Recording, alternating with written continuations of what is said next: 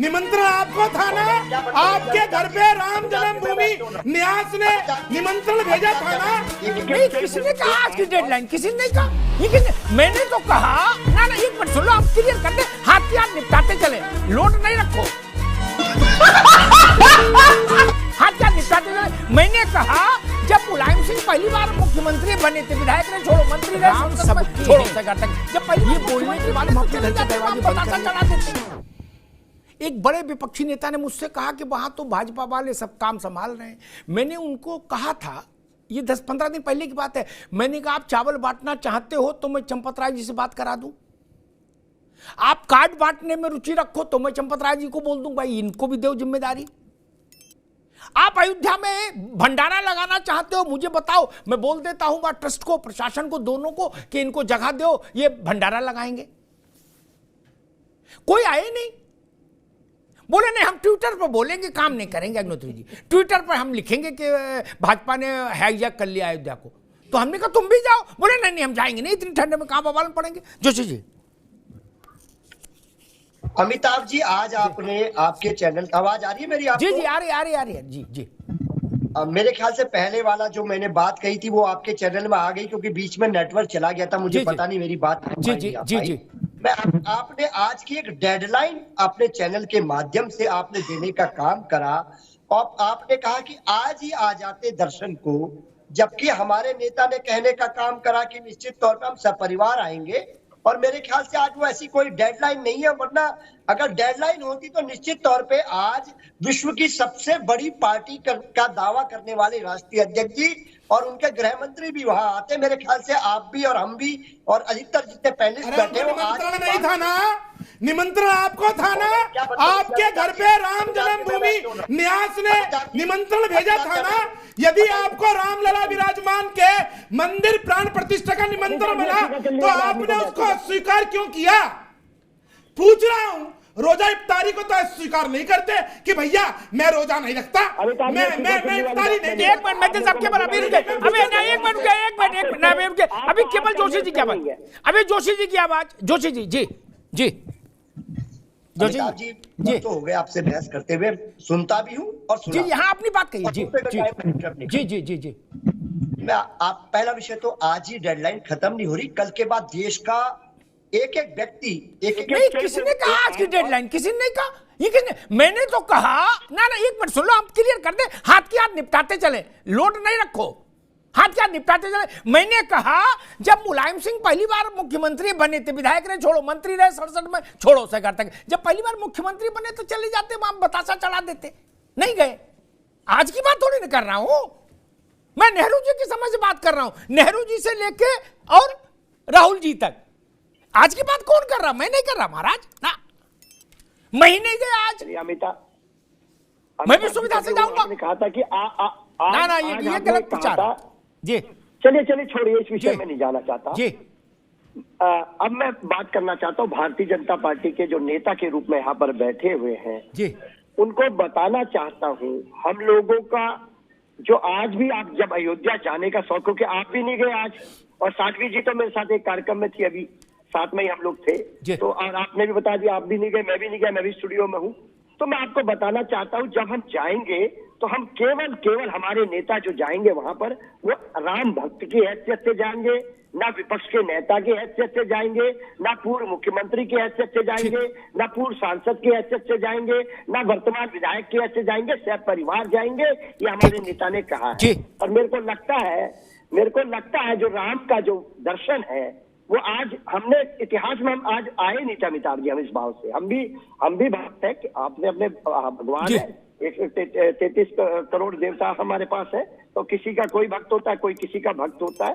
तो निश्चित तौर पे हमारा आज का जो विजन था वो केवल ये था कि जो राम का जो लेसन है, जो राम का सामाजिक न्याय है, या राम ने जो हमें सीखें दी है, उन सीखों पर हम लोग अमल करें, यही भारत निर्माण, यही जोशी जी एक मिनट, जोशी जी एक मिनट रुक जाए, एक मिनट। ये बात बार बार कहने से भी बदल नहीं जाएगी। मैं पूछ रहा हूं, जो सामाजिक न्याय कृष्ण जी ने स्थापित किया, जो समाजवाद कृष्ण जी लाए और जो समाजवाद महादेव लाए, उसके लिए आप कब संघर्ष में उतरेंगे? क्योंकि आपने तो कहा कि हम लोग सामाजिक न्याय के लिए संघर्ष करते हैं, तो फिर सवाल खड़ा हो जाएगा ना। नहीं, अमिताभ जी, इसका जवाब मैंने पहले भी दिया है, अब भी दिया है। निश्चित तौर पे आज कोई भी, आप भी एक चैनल है, उसकी गाइडलाइन है, देश का जो संविधान है वो हम लोगों को गाइडलाइन देने का काम करता है। अगर आप देश की इस कानून व्यवस्था पर, अंबेडकर साहब के संविधान पे विश्वास नहीं कर सकते तो मेरे को लगता है राष्ट्र निर्माण नहीं होगा। ठीक है, रुकना होगा। असल में इस देश की सबसे बड़ा दुर्भाग्य ये है मान्या जी कि हम लोगों ने जितना दुरुपयोग संविधान, मतलब जितना छल छद्म संविधान की आड़ में किया उतना किसी की आड़ में नहीं किया। क्या संविधान को जाने क्या बना के रख दिया। सैकड़ों बार, पूरी जिम्मेदारी से सैकड़ों बार सुप्रीम कोर्ट के फैसले पलट दिए गए, तब संविधान नहीं था ना, लेकिन पलट दिए। मेरी मर्जी, मैं चाहे ये करूं, मैं चाहे वो करूं, मेरी मर्जी। वो नहीं गाना था बाबा सहगल का, तब संविधान याद नहीं आया। हमने सवाल पूछा तो बोले संविधान की गाइडलाइन से बंधे। शाहबानों में संविधान की गाइडलाइन नहीं थी। एक आरक्षण का विषय आया था सुप्रीम कोर्ट से, उस पर गाइडलाइन नहीं थी मान्या जी। या हम अपनी सुविधा से जहां से बचना चाहते हैं। मैं हैरान हूं, इस देश की 80% आबादी, 85% आबादी का जो सबसे बड़ा आराध्य है, उसके विषय में हम आड़ लेके बचना चाहते, और शाहबानों के मसले पर फैसला आ जाता है तो हम सड़क पर लठ लेके उतर पड़ते हैं, कहते हैं ईंट से ईंट बजा देंगे अगर फैसला नहीं बदला। वान्या जी, गाइडलाइन तो बहुत कुछ कहती है, लेकिन उस गाइडलाइन की आड़ में अगर हम अपनी रिस्पॉन्सिबिलिटीज को पूरा नहीं करना चाहते और वहां पर हम एक कीवर्ड यूज करते हैं कि हमें संविधान में ऐसा लिखा है या गाइडलाइन में, फिर तो भारत में बहुत सारे ऐसे और भी एग्जाम्पल है जहां पर हम संविधान को फॉलो नहीं कर पा रहे हैं। और अगर हमें करना है, अगर हम सच्चे दिल से, अगर हमें रिस्पॉन्सिबिलिटीज को शेयर करना था राम मंदिर के टाइम पर, जैसा कि आपने अभी बोला कि वहां पर चावल बांटने का काम था या कुछ भी और काम था, तो अगर हम दिल से चाहते हैं, अगर हम राम भक्त हैं, क्योंकि राम जी ने तो कभी नहीं बोला कि ये बीजेपी का मंदिर या ये कांग्रेस का मंदिर, तो हम उन रिस्पॉन्सिबिलिटीज में तो एटलीस्ट अपना शेयर, अपना कंट्रीब्यूशन जितना हम कर सकते हैं वो तो हम कर सकते थे ना। वो हमने क्यों नहीं किया? वहां पर हम संविधान का आके टैगलाइन लगा दें या वहां पर हम ये कह दें कि बीजेपी के सारे कार्यकर्ता लगे हुए हैं, तो ये तो ठीक नहीं होगा ना, ये तो जस्टिस नहीं होगा। राम जी तो आपके भी हैं, राम जी मेरे भी हैं, और राम जी सबके हैं, राम जी पूरे भारतवर्ष के हैं, या राम जी भारत से बाहर जो और भी कंट्रीज हैं वो भी जब हमें सपोर्ट करिए, तो हम विद इन इंडिया ही अगर हम एकजुट होकर नहीं रहेंगे या वहां पर हम संविधान या सामाजिक न्याय की बात करेंगे तो वो जस्टिस तो नहीं होगा। आपने बोला कि कुछ नेगेटिव पॉइंट्स जो आपने लिए, जैसे वो मणिपुर इशू था या कोई और इशू था, लेकिन जो पॉजिटिव डेवलपमेंट्स कंट्री में हुए उनके बारे में आप क्या बोलेंगे? आप विमेन एम्पावरमेंट की बात करते हैं, आप ग्लोबलाइजेशन की बात करते हैं, ऑटोमेशन की बात करते हैं, डिजिटलाइजेशन की बात करते हैं। आज कंट्री इतनी प्रोग्रेस करिए, कितने सारे प्रोडक्ट्स जो हम बाहर से एक्सपोर्ट या इंपोर्ट करते थे वो आज हमारी कंट्री में डेवलप हो रहे हैं। आज सेमीकंडक्टर प्लांट्स लग रहे हैं, अभी G20 का ऑर्गेनाइजेशन हुआ, जो इतने सारे पॉजिटिव, जो हमारी इकोनॉमी फास्टेस्ट वर्ल्ड की ग्रोइंग इकोनॉमी हो गई, जो हमारे बच्चे आज भारत से बाहर पढ़ रहे हैं, जो रिस्पेक्ट एज इंडियंस आज उन्हें मिल रही है, वो रिस्पेक्ट पहले तो हमें नहीं मिलती थी। आज जो हमारी स्ट्रगल्स हैं, जब वो स्ट्रगल ओवर हो रही है, तो इस पर पॉजिटिव डेवलपमेंट्स पर आप क्या कहेंगे? वहां पर भी तो हमें संविधान को फिर क्रेडिट देना चाहिए या वहां पर भी हमें पर तो कहीं नहीं है मान्या जी, पॉजिटिव आ रहे हैं जो चीज आएंगे। यतीमा, एक मेरे दिमाग में सवाल खड़ा होता है बार बार कि भाई चलो अयोध्या, काशी, मथुरा ऐसी बात उठाओ तो कोई संविधान के पीछे छुपने की कोशिश करता है, कोई अदालत के पीछे छुपने की कुछ बला बला। मैं एक ऐसा मसला सामने रख दे रहा हूं जो अकाट्य है, जिसमें भागने का, बचने का, छुपने की गुंजाइश खत्म हो जाएगी। अभी तत्काल रख दूं यतीमा, रख दूं? फिर भागने की, दुनिया में कितना भी प्रबुद्ध आदमी हो भाग नहीं सकता फिर उस तर्क से। रख ही देता हूं, आज का दिन शुभ है, संतों ने बड़ा मुहूर्त देख के आज का दिन तय किया। जोशी जी, आपके संज्ञान के लिए, पहले 2017 से पहले अयोध्या 55वें स्थान पे था या 57वें स्थान पे था उत्तर प्रदेश में, यतीमा, तरक्की के पैमाने पर।